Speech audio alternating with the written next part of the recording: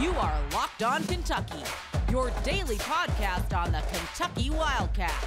Part of the Locked On Podcast Network, your team every day.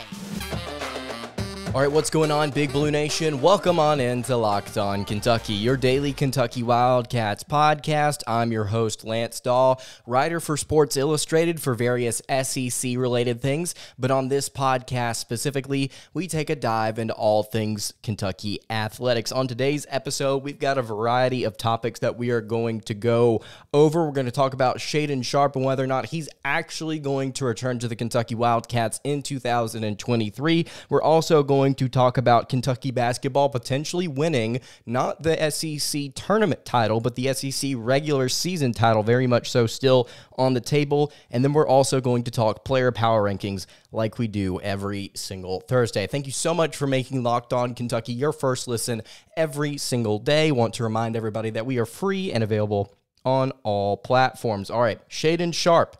It was officially announced by Coach John Calipari that Shaedon Sharpe will not be playing this season. It was a topic on this show asking, will he actually ever come off the bench now that he is eligible to play? Will he actually get to see some minutes in this final stretch for the Wildcats this season? And my answer was, after a span of about 3 or 4 games there where Shaedon was eligible, I said that no, I don't believe he's going to play this season, and a lot of other people came to that conclusion as well. This is what John Calipari said in a tweet, quote, "After talking with Shaedon and his parents, we want to end all of the speculation by again saying that he will not play for us this season. He is committed to bettering himself and our team in practice this year and being better prepared to lead us next season." So that was the statement put out by Coach John Calipari. In my opinion, after hearing John Calipari say that he will be better prepared to lead us next season, I immediately came to the conclusion that Shaedon Sharpe will not be playing for Kentucky during the 2022-23 season. That is just my opinion. I don't believe it's actually going to happen. John Calipari also put out some comments later on in a press conference. He said, quote, "I know everybody will say, well, he isn't coming. Well, yeah, anybody can say anything. This kid comes back. He's the number 1 draft pick. In my mind, he's the number 1 overall draft pick." So he's responding to media and people that are saying, oh, well, he's not coming back after hearing John Calipari say, well, he might return in 2022. I don't think he's going to come back. And still, after that, hearing that quote, yeah, I still don't think he's coming back. While Calipari may think he's the number 1 overall pick, if Sharpe does return to Kentucky, I still don't think that merits. That's not a good enough reason to decide to return to the Wildcats, in my opinion. According to Kentucky.com, the difference between the first overall pick's projected salary and the 5th overall pick's projected salary, which is what Shaedon is projected to be right now, about a top 5 pick, if he came back, according to Coach Cal, he'd be the number 1 overall pick. But according to Kentucky.com, the difference between projected salary between the 1st and 5th pick is $8.3 million for the 1st overall guy to $5.5 million for the 5th overall guy. How much is $3 million worth to Shaedon Sharpe? Because that's the difference. According to Coach Cal, there's $3 million at stake here. If Sharpe elects to return to Kentucky, he could potentially better himself and make $3 million more dollars. You could also get that money in NIL.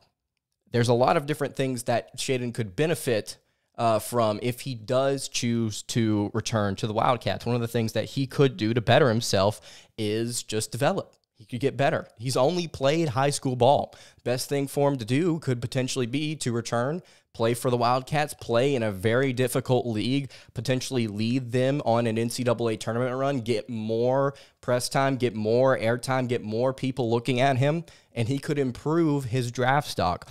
Or what he could do, and we've talked about this before on the show already, what he could do is he could say, people already think that I'm a top 5 pick, or at least I've been told so, or at least according to the mock draft. So I could say to myself, yeah, I don't really see a difference between 1st and 5th. I don't really see my stock getting much better considering I'm already one of the top 5 kids in this draft. What I'm going to do is I'm going to go ahead and enter. I'm going to get my $5 million, and I'm going to develop with NBA players because I'm talented enough to do so, and then I'll just skip the college game. I've got the opportunity to do it. Why wouldn't I do it? Cal also said this. He said, quote, in this draft, if someone in this draft would take him number 1, number 2, number 3, say, well, I would then take him number 5. If someone guarantees me that they're going to do it, and they won't lie because I won't let them back in this gym.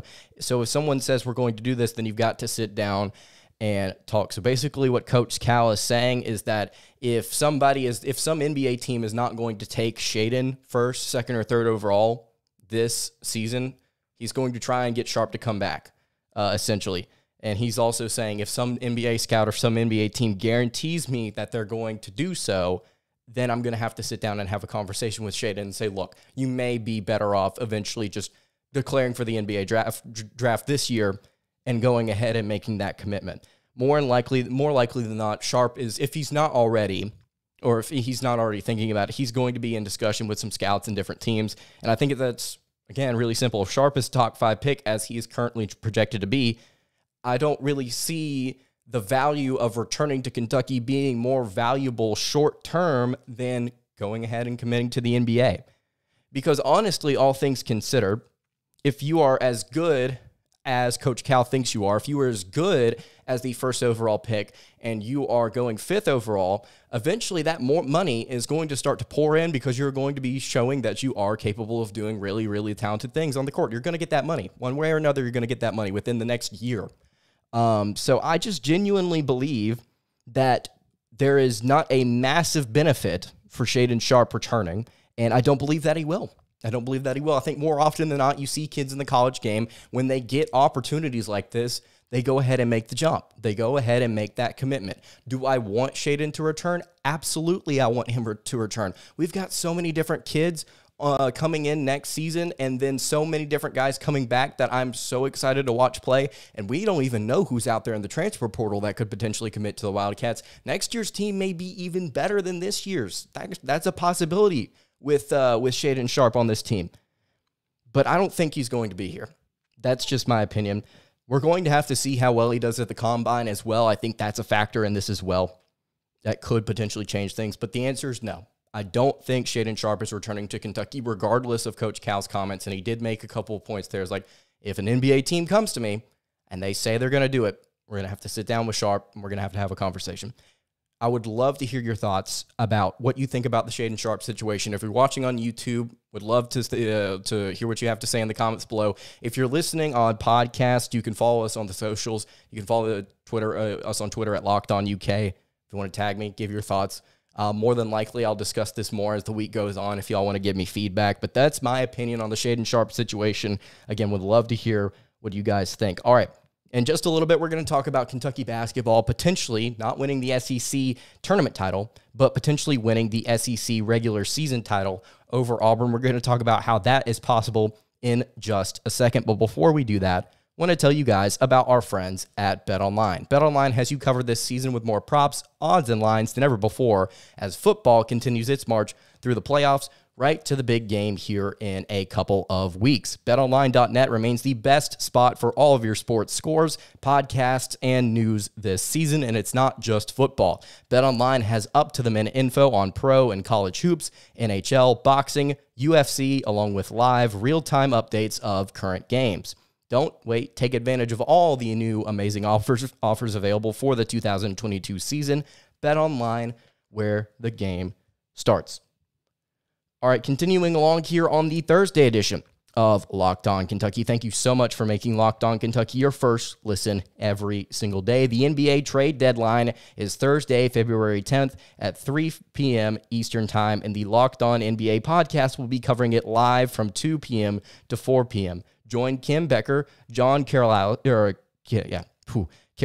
and Locked On Fantasy Basketball host Josh Lloyd to get analysis of every blockbuster move. Subscribe to Locked On NBA YouTube and turn your notifications on so you know when they go live.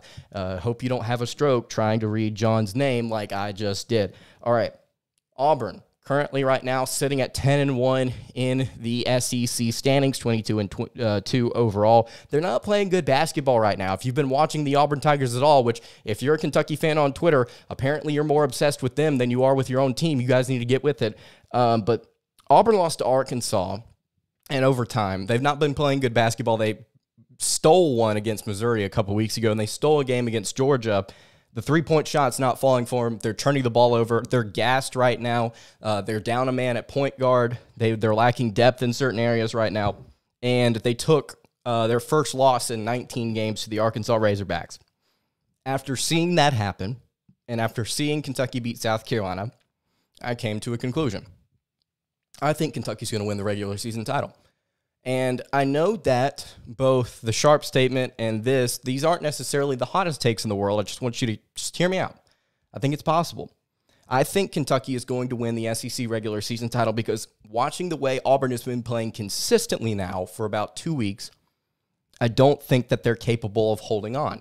I think Kentucky is going to finish 16-2 in the SEC at the end of the year. I think Auburn will finish 15-3. Look at these two teams' respective schedules. Auburn first. So they're sitting currently at 10-1. Kentucky is sitting at 9-2. So what Kentucky needs is they need Auburn to lose twice, and Kentucky needs to win out. So let's look at Auburn's schedule. They play at home against Texas A&M. Auburn is 58-4, I believe, over the past 4 seasons, might be 5 seasons, at home. 58-4. 2 of those losses were to Texas A&M. So while, according to KenPom, Auburn has a 90% chance to win that game, in the past they've been upset. That could be a potential upset. They play at home against Vanderbilt. I don't think the Commodores, despite how hot they are right now, I don't think they're beating Auburn, especially if the Commodores are on the road. Auburn then plays at Florida. And according to KenPom, Auburn has a 67% chance to win that game. But the interesting thing here is Auburn has not won at Florida since 1996. The Gators right now 15-8, trying to make a case for the NCAA tournament. That would be a huge win for them. Auburn's going to get their best game. That could potentially be a loss. Auburn's then going to play at home against Ole Miss. That's a win. Then Auburn's going to play at Tennessee, and Auburn only has a 43% chance to win that game. So that's potentially a loss. And then they play at Mississippi State, which, again, based on the way Auburn's playing right now, I could see a team like Mississippi State beating them because Arkansas just beat them. And then to wrap things up, Auburn plays at home against South Carolina. So you could potentially see maybe even 3 losses instead of just 2, but I really like my chances for Florida and Tennessee to beat Auburn in this final stretch. So there's your 2 losses. So Auburn then, therefore, would finish 27-4, 15-3. And then look at Kentucky's remaining schedule. They get Florida at home, and Kentucky has an 88% chance to win that game. Then they travel to Tennessee, and Kentucky has a 50% chance to win that game. So it's 50-50. It's a toss-up, but it's a better chance than Auburn. Then Kentucky plays Alabama at home, 82% chance there. At home against LSU, 79% chance there. They go on the road to Arkansas, which is going to be tough, but Kentucky is still favored, 68% chance to win that one. At home against Ole Miss, that's a win. And then at Florida, Kentucky has a 72% chance to win. So Kentucky is favored heavily in all but 1 game. And it's a 50-50 matchup, and it's a better chance than Auburn. So Kentucky then, therefore, if they won out, would finish 27-4, 16-2. Now, I know Kentucky is capable of losing a game like a road game to Tennessee, like a road game to Arkansas. I don't see them losing to Florida. I think Auburn's a bad matchup for Florida, and I think Kentucky is probably going to have their way against the Gators, especially considering that health has been an issue for them. But I genuinely believe that Auburn, based on the way that they're playing right now, unless they all of a sudden get out of their offensive slump, they have not been playing good offense for weeks now. I know they've got Walker Kessler. I know they've got Jabari Smith. Go look at their numbers overall, and then go look at their numbers in conference play, and you'll start to realize their guards and Jabari Smith have been cold recently, very cold. And the right guys aren't getting the right touches, and overall, I think they're falling apart. They are not a number 1 seed, in my opinion. Kentucky, on the other hand, I believe is. And I think the Wildcats are going to win the SEC regular season title. And then I think we could potentially see Auburn and Kentucky meet again in the SEC tournament. And I really want to see what that matchup is like. And I'm not saying that Ty Washington playing only 9 minutes against Auburn was the reason that Kentucky lost. But I think having Washington for a full 40 minutes would definitely help them in an SEC tournament environment. I think it would be a very, very, very interesting game. If you want to give your thoughts on Kentucky and the regular season schedule and how they could potentially surpass Auburn in the regular season standings, leave a comment below or hit me on the socials. Again, I would love to interact with you guys. All right. I'm going to go ahead and talk about some of the player power rankings here, and then we will wrap things up. We try and do this every single Thursday. I don't believe we got to do it last week because I think I was previewing a game. But player power rankings, what we like to do is we like to look over the past 2, 3, 4 games, and we like to power rank Kentucky's 3 best players, or the 3 that are playing the best in the moment. All right, number 3 here, Kellen Grady, 11.5 points per game over the past 4 games. He is also getting 2.7 rebounds per game and 1 assist per contest. And it's not necessarily the overall statistics there, like just the numbers for rebounds and points and stuff that's interesting. What's interesting about Kellen Grady is his efficiency. So far this season, he's been known, we talked about roles on yesterday's episode, he's been known on this Kentucky team as the three-point shooter. When you need a basket in transition and you don't want it to be something at the rim, you kick it to Grady for a 3. That's what his role has been so far this season. Over these past 4 games, he's playing incredibly efficiently. 51.6% is what he is shooting from the floor over the past 4 contests, and he's shooting dead at 50% from 3. That's absolutely incredible, and I don't think that's sustainable, but remember way back whenever we were still in the non-conference slate, and I was talking about how important his efficiency is going to be for this team to kind of sustain things in games that are competitive? He's been that guy. He's been that guy recently, and I believe he is going to continue to be that guy. Number 2 here, believe it or not, the number 1 player right now in the power rankings is not Oscar Tshiebwe, but Oscar Tshiebwe is number 2.